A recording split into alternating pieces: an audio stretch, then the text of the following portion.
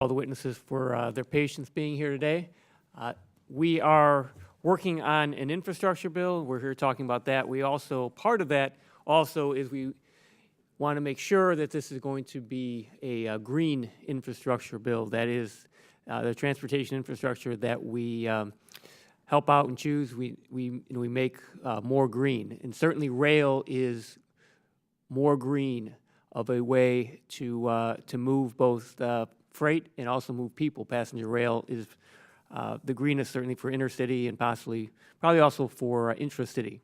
Mr.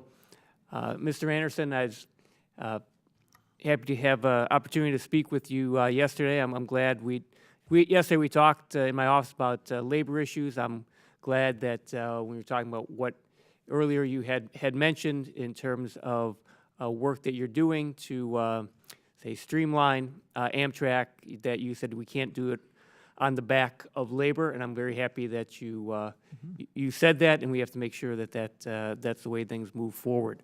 But I wanted to ask you, Mr. Anderson, about I'm obviously, as everyone knows, from Chicago. Have worked on CREATE since I've been here. We've made a tremendous amount of progress on CREATE, but there is still more work to do, as you told me yesterday about the issues of Amtrak getting into Chicago. So I want to ask, how important is it in doing an infrastructure bill, if we're going to help passenger rail, not just Amtrak, it would also help commuter rail.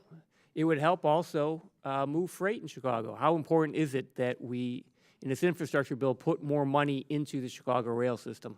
Look, it's really important, not just for intercity passenger rail, but for Metra and for freight rail. When you come from Indiana and you get outside of Chicago, it's just a whole series of interlockings and a lot of delay and congestion.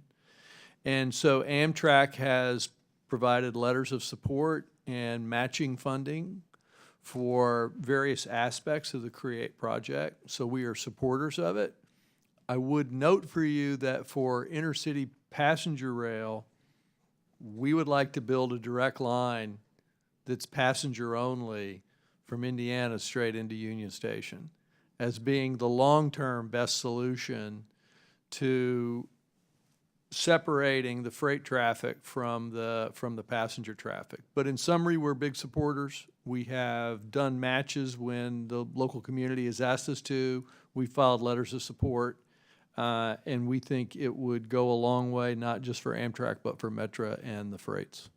And also important, as we had discussed yesterday about Union Station and work on Union Station, making sure that the track areas get the work, the update that they need, and I want to make sure we continue to be focused on that. And I know with anything else that may be moving forward with Union Station in redevelopment. So I want to turn to Mr. McCardle. We've talked about a little different issue here. We've talked about how we're going to pay for, what we're going to do for the Highway Trust Fund. And I just wanted to ask what your thoughts were. I know that, for example, Germany has a VMT for heavy trucks. We've talked about moving to a VMT, but it seems like it'd be easier than for cars and light trucks right now to move more quickly to a VMT for heavy trucks. And I was just wondering what your thoughts were on that. Well, Congressman, thank you for the question. I'm not sure why it would or would not be any easier.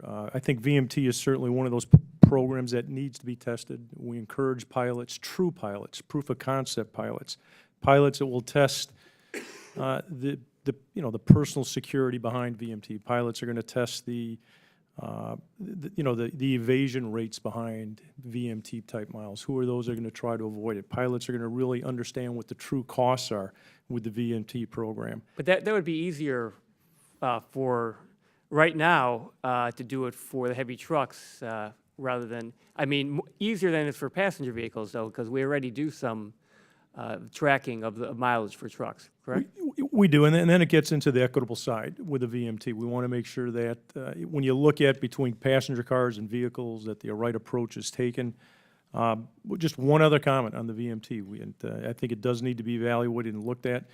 But when you take a look at the number of registered cars out there, there are, close to 280 million registered vehicles out there that we're going to have to make sure that we have a good handle on what we'll be doing when it comes to the VMT. So I think I heard it mentioned earlier today, it's the transition to the future, but I think the bridge to the future right now is still the Highway Trust Fund. Thank you. Yield back. Thank you. Representative Westerman.